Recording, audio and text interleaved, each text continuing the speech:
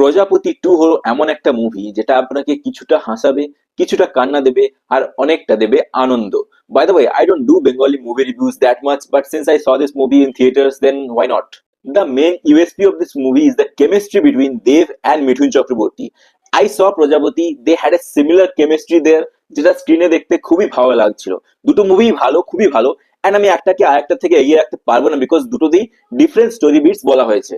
Also, the chemistry between Dev and his on-screen daughter was really good, যেটা স্ক্রিনে দেখতে খুবই ভালো লাগছিল। And Dev was playing a chef in this movie. তো ওই যে প্রফেশনটা যেভাবে পুরো মুভি জুড়ে ইউজ করা হয়েছে সেটা খুবই ক্লেভার।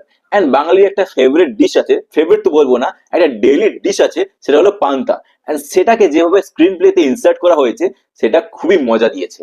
স্ক্রিন প্লেটা আর একটু টাইট হতে পারতো, বাট ডিরেক্টর অভিজিৎ সেনের ডিরেকশন খুবই ন্যাচারাল ওয়েতে প্রেজেন্ট করা। অ্যান্ড আপনাকে মনেই করাবে না যে আপনি একটা মুভি দেখছেন স্ক্রিনে। It's like watching a scene from your daily life. In terms of acting, Mithun Chakraborty once again proved why he is a legend of our Indian cinema. Dev is also great, especially with the emotional scenes. And interval এর পরে দুটো particular scene আছে, and in the end একটা scene আছে যেটা আপনাকে emotional করতে বাধ্য হবে। এছাড়া খরাজি মুখার্জি এবং অপরাজিতা আঢ্য খুব ভালো কাজ করেছে।